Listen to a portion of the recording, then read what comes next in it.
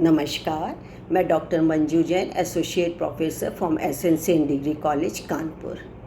मैं आपके सामने मैं और आप शीर्षक से वीडियोस निकाल रही हूँ जो कि यूथ टेंशन पे या जनरली जो लोगों में बहुत ज़्यादा तनाव स्ट्रेस हो जाता है उसके रेमेडी के बारे में आपसे बातें शेयर करती हूँ। तो इसमें मैं फैक्चुअल बातें भी बताती हूँ कि किस किसने कहाँ पर अध्ययन किया या कैसे बातें सामने आई। तो इसके लिए पॉइंट्स रेमेडीज़ के लिए मैंने आपसे बहुत सारे पॉइंट्स डिस्कस किए हैं, जैसे कि रीडिंग बुक्स हैं या राइटिंग वर्क है। कुछ ऐसी हैबिट शॉक डाल लीजिए अपने आप में जिससे कि आप उसमें बिज़ी भी रहेंगे, वक्त भी निकल जाएगा और आपका बेवजह का जो तनाव है, स्ट्रेस है, भारीपन है, उससे भी छुटकारा मिल जाएगा। तो मैं आज आपके सामने रेमेडी लेकर के आई हूँ कि आप कुछ दोस्त बनाइए। What is the importance of making friends in our life, ये हम जानना चाहते हैं। तो आप जानते हैं कि हमारा मित्रता दिवस तो बहुत ही इम्पॉर्टेंट है। हम लोग बहुत खुशी से और बहुत इंतज़ार करते हैं, जो कि अगस्त के पहले सप्ताह के पहले रविवार को मनाया जाता है। तो वैसे तो ये अलग अलग देशों में अलग अलग तारीखों में होता है, लेकिन इसके पीछे जो छिपी हुई भावना है वो लगभग सबकी एक ही होती है। इसके पीछे क्या है?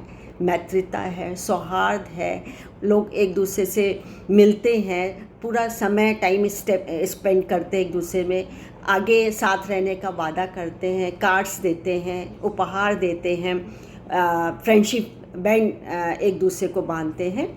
तो इसका महत्व ज़रूर कहीं ना कहीं है।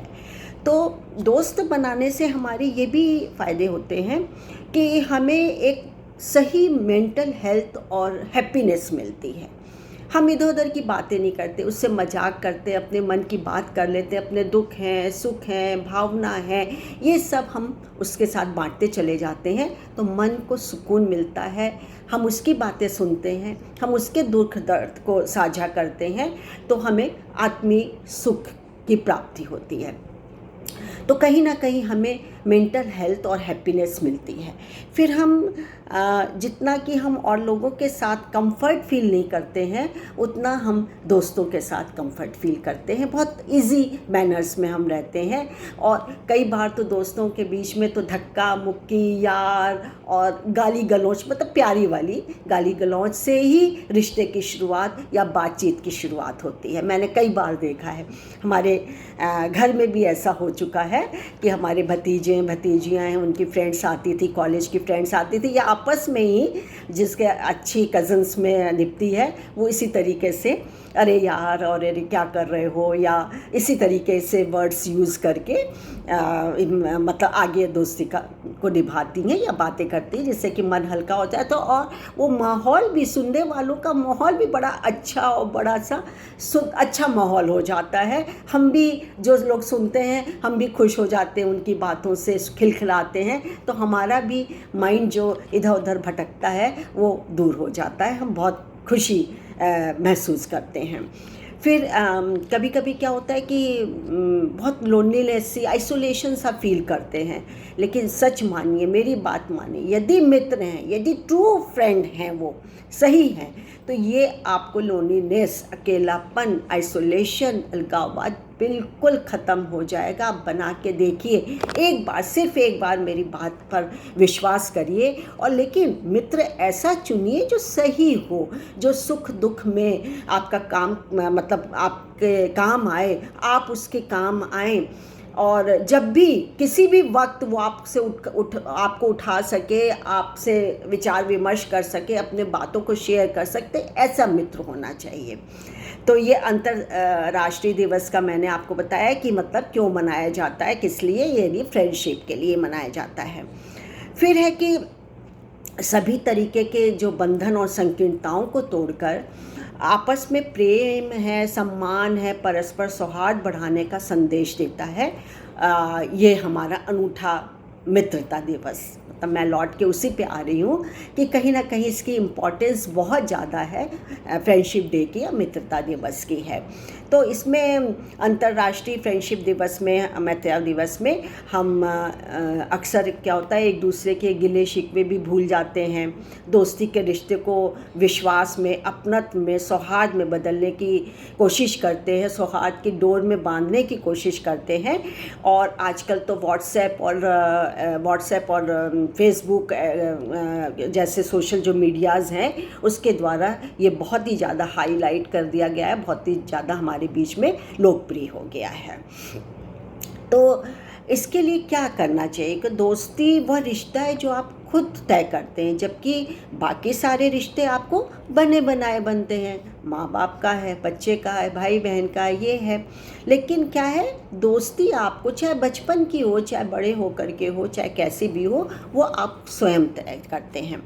तो आप ज़रा सोचिए कि एक दिन अगर आप अपने दोस्तों से नहीं मिलते तो कितने बेचैन हो जाते हैं। मुझे तो होती है बेचैनी, ठीक है। फिर बेचैन होते हैं और मौका मिलते ही आप आजकल तो फ़ोन घुमा लेते हैं, मोबाइल घुमा लेते हैं और या हालचाल उसका जानने की पूरी कोशिश करते हैं। पहले तो पत्राचार चलता था हमारे ज़माने के टाइम में, तो इतने मोबाइल और फ़ोन तो होते थे, लेकिन फ़ोन भी बहुत टाइम से मिलते थे, एक्सचेंज में जाके मिलते थे, घंटों बैठा रहना पड़ता था, लोकल कॉल्स मिल जाती थी, लेकिन एसटीडी वगैरह का ये सिस्टम नहीं था। तो हमको बुक कराना पड़ता था, बहुत टाइम लगता था, तो हम पत्र व्यवहार के द्वारा ही करते थे। वो 2-3 दिन में जाना आना, फिर उसका आना, इसी तरह होता था। तो मित्रता से हम जो कि आगे अपने सुख दुख को हम शेयर करते हैं, आगे बढ़ाते हैं। इसके लिए एमर्सन एक हमारे राइटर हैं, उन्होंने कहा कि अच्छा मित्र प्राप्त करने से पहले अच्छा मित्र बनना भी बहुत ज़रूरी है। मतलब आप खुद को शो करिए, अपने को उसके ऊपर विश्वास दिलाइए कि हम आपके अच्छे मित्र थे। मित्रता की इस भावना को बल देने के लिए मित्रता दिवस की आवश्यकता होती है, क्योंकि मित्रता दिवस ही हमको मजबूत बनाता है। हमारा संकल्प है, हमारी जिजीविषिका है, हमारी संवेदना है, लेकिन उसके लिए चाहिए होती है, संवेदना के लिए हमको चाहिए होता है समर्पण और अपनत्व की भावना की गर्माहट बहुत ज़रूरी होती है। ये हमको जीना सिखाती है, हमको रंग बिरंगी शक्ल दे देती है, हमको प्रेरणा देती है, हमको दुख से छुटकारा दिलाती है, एक आंतरिक भावना से खुशी का माहौल हमको मित्र बनाने में देती है। एक बार की बात है कि फोर्ड से जो कार बनाने वाले मालिक थे, उनसे ये पूछा गया कि आप इतने अमीर हैं, सारी दुनिया आपको जानती है, आपके पास इतना धन, वैभव, यश, कीर्ति सब कुछ है, आपको किसी चीज़ की कमी है? कोई भी कमी नहीं है। तो उन्होंने क्या कहा? उन्होंने ये कहा कि नहीं, ऐसा नहीं है, मेरे पास एक अच्छे मित्र की कमी है जो कि मुझे हमेशा सालती रहती है, खलती है कि मैंने इस धन को कमाने में जो दुनिया की सबसे अच्छी चीज़ होती है, मित्रता, दोस्ती, फ्रेंडशिप, उसको गवा दिया है, जो कि मुझको आज तक खटकता रहता है। तो और इसके साथ ही जो कि दोस्ती के बहुत वैसे भी अन्य फ़ायदा है, जैसे शोध कंपनी के गैलप के अनुसार वो कहते हैं कि कार क्षेत्र में जहाँ आप कार करते हैं, जॉब करते हैं, वहाँ पे यदि दोस्ताना माहौल बना दिया जाए तो उसकी एफिशिएंसी ज़्यादा बढ़ जाती है। लोग बड़ी उत्साह से बहुत अच्छे से काम करते हैं और ये एफिशिएंसी उसकी कम से कम 50 गुने ज़्यादा उसको लायक बना देती है, ज़्यादा काम करने की क्षमता को बढ़ा देती है। तो कितनी बढ़िया बात है। तो क्यों ना हम दोस्ती की तरफ हाथ बढ़ाएं और दोस्त बनाएं, अच्छे मित्र बनाएं और अच्छे मित्र साबित भी करें। तो इसी के साथ मैं आपसे ये कहती हूँ कि यदि आप जीवन में कभी भी निराश हो रहे हों या कभी किसी चीज़ की आपको कमी महसूस हो रही हो, तो मेरी बात मान करके एक जीवन में दोस्त ज़रूर बनाइए। एक से अनेक बनाइए, मैं ये नहीं कह रही हूँ खाली एक हो, लेकिन अक्सर ये कहा जाता है कि एक मित्र ही सच्चा मित्र होता है। तो आप ज़रूर मित्र बनाएं और जो अनावश्यक विचार आ रहे हैं आपके दिमाग में, आप अकेलापन महसूस करते हैं, आप आइसोलेशन आपको फीलिंग होती है कि हम अलग थलग से हैं, हम एकांत में हैं, हम एकांत में रहें, हमको ये नहीं करना है, हम बहुत नकारात्मक विचार आ रहे हैं। मैं दावे के साथ कह सकती हूँ कि सच्चा मित्र आपकी ये कमज़ोरी को बिल्कुल दूर कर दे, कहीं हद तक नहीं, ये बिल्कुल समाप्त कर देगा। तो ठीक है, हम दोस्त बनाएंगे, दोस्ती करेंगे। अब मैं आपको इसके साथ एक दो कर्मयोगी के बारे में भी बातें बताती हूँ। तो कर्मयोगी के बारे में आज मैं बताऊँगी आपको कि आप जीवन में लोगों की कमियाँ होती हैं, लेकिन उस कमियों के बावजूद वो कैसे उभर कर के आते हैं और अपने चारों तरफ निराशा, चारों तरफ हमारी दोष, द्वेष, हिंसा सब कुछ है, लेकिन उसके बावजूद भी वो तनावग्रस्त नहीं होते और होने पर भी उससे कैसे उबरते हैं, इसको मैं आज आपके साथ शेयर करूँगी। तो मैं आज आपके सामने पेश करूँगी कि नाइजीरिया की जो पोलियो कार्यकर्ता हैं वो हैं राहने लॉल। लॉल क्या है, नाइजीरिया में पैदा हुई थी और वहीं पे पली बढ़ी और उन्होंने अध्ययन कार्य भी किया और देखते देखते उनका जीवन जो कि है बस खाली बच्चे पालना और घर के माहौल में ही बीत गया और बहुत ही अभावग्रस्त जीवन इनका था, क्योंकि इनके 10 बच्चे थे और मतलब रोजी रोटी भी उनके लिए एक चुनौती थी, बहुत मुश्किल से मिल पाती थी। लेकिन फिर भी उनके सास ससुर थे, बहुत सहायता करते थे, बहुत प्रेम पूर्वक रहते थे और लॉल्स भी अपने फादर इन लॉ की बहुत ज़्यादा इज्जत और सम्मान करती थी। एक बार क्या हुआ कि लॉल जो थी वो उनके मन में ये विचार आया कि मैं जो कि है पोलियो यहाँ बहुत नाइजीरिया में आपको मालूम होगा कि बहुत ज़्यादा कुष्ठ रोग और ये पोलियो बहुत ज़्यादा होता है, जो कि अभी भी लगभग समाप्त पूरा समाप्त नहीं हुआ है। तो इनके मन में ये विचार आया, लेकिन इसी बीच विचार आते आते क्या हुआ कि इन्होंने सेवा करनी तो शुरू कर दी, लेकिन इसी बीच एक भयानक दुर्घटना ये हो गई कि इनके घर में डाकुओं ने धावा बोल दिया और उस समय सामाजिक दुर्व्यवहार और दुर्व्यवस्थाएं भी बहुत ज़्यादा फैली हुई थी। कानून प्रशासन सब ध्वस्त पड़े हुए थे, शिथिल पड़े हुए थे, कोई कुछ काम कर नहीं पा रहा था और वहाँ पे अराजकता फैली हुई थी और अपहरण और फिरौती तो इतनी ज़्यादा थी जैसे कि वो जीवन का एक अंग बन गया था। तो इस माहौल में वो कार्य पूरा कर नहीं पा रही थी, लेकिन फिर भी उन्होंने साहस दिखाया कि कुछ इससे हमको अर्निंग भी हो जाएगी। लेकिन जब वो काम करती थी तो अलग से उनको पैसे नहीं मिलते थे, लेकिन हाँ जो उनका खर्च होता था आने जाने का सिर्फ वही पैसा मिलता था। लेकिन उनके एक दिमाग में एक जुनून था कि हम इस गरीबी के माहौल में, इस अराजकता के परिवेश में भी हम कुछ करेंगे और ये जो पोलियोग्रस्त बच्चे हैं जो भी आगे बड़े होकर के वो कुछ भी नहीं कर पाते हैं, उनके लिए मुझे कुछ करना है।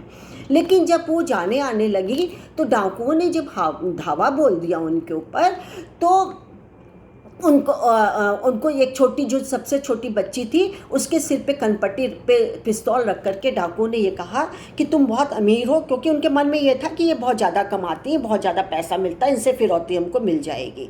पूरे समाज में अपहरण और फिरौती का केस चल ही रहा था। तो ये इनके सिर पे, छोटी बच्ची के सिर पे रख दिया और कहा कि तुम जितने पैसे हो निकालो। बहुत गिड़गिड़ाई लॉल, बहुत गिड़गिड़ाई, उनकी बड़ी बेटियां भी, बच्चे भी बहुत गिड़गिड़ाए, लेकिन वो नहीं माने। इतने में लॉल के जो फादर इन लॉ थे वो कुछ तेज़ आवाज़ में बोल दिए कि मेरी बच्ची को, मेरी पोती को छोड़ो, क्योंकि बहुत अटैचमेंट था और वो घबरा भी रहे थे, और कुछ तेज़ आवाज़ में बोल दिया। और इसका परिणाम क्या हुआ, दुष्परिणाम क्या हुआ कि उन्होंने उसी समय 2-3 गोलियां उनके सिर पे दाग दी और वो उसी समय उनकी मृत्यु हो गई। ये देख के सारे लोग दहल गए, बच्ची दहल गई और उन्होंने क्या किया, कुछ देखा नहीं, डाकुओं ने देखा वेखा नहीं और झट से लॉल को ले करके अपहरण करके ले गए।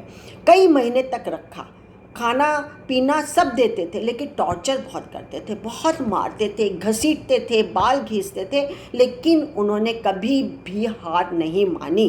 अंत में उनके घर में, लॉल के घर में एक संदेश गया डाकुओं के द्वारा कि आप पैसे दीजिए, नहीं तो मैं इसको मार दूंगा गोली से। तो किसी तरीके से लॉल के माता पिता ने मस्जिद में गए, सब जगह गए, किसी तरीके से अपनी ज़मीन बेच दी उन्होंने, और सिर्फ जिसको खाने के लाले पड़ रहे थे, खाना एक चुनौती थी, उस वक्त सिर्फ और सिर्फ 5 लाख रुपए जुटा पाए, जबकि फिरौती डाकुओं ने 50 लाख की मांगी थी, जो उनके लिए एक सपने जैसी थी, एक ख्वाब था, एक अचंभा था। वो सुन भी नहीं पाए होंगे शायद कि 50 लाख रकम इतनी ज़्यादा भी होती है और हम कभी सपने में भी कभी जुटा पाएंगे या नहीं। तब ये पोटली बांध करके जब गए, तब डाकुओं को ये विश्वास हो गया और धीरे धीरे खबर भी आई कि लॉल जो है वो बहुत अच्छे बैकग्राउंड की नहीं है और उनके पास पैसा धन भी नहीं है, और इस बिना पर उनको छोड़ दिया। और छूटते ही वो सिर्फ और सिर्फ पोलियो से संबंधित हॉस्पिटल में नर्सिंग का काम किया, सेवा का काम किया, सेविका का काम किया, और उन्होंने बहुत से लोगों को पोलियो की जब दवाई निकलती थी तो नियम से, संयमित रूप से, बिल्कुल एकदम से अपने को जुड़ करके उसमें उन्होंने पोलियो को खुराक देनी शुरू की। और आप विश्वास नहीं करेंगे, मिराकिल हुआ कि वहाँ पे पोलियो के केसेस बहुत कम हो गए या घट गए, बिल्कुल से वहाँ पे मिराकिल हो गया। और उसी में उनको जो कि है जाबाज महिला को पिछले दिनों ही अनसंग अवार्ड के नाम से नवाजा गया। और तालियों की गड़गड़ाहट के बीच लॉल ने कहा, शुक्रिया, इस सम्मान ने मुझे हौसला दिया है कि मैं वापस लौटकर और भी ज़्यादा काम करूं।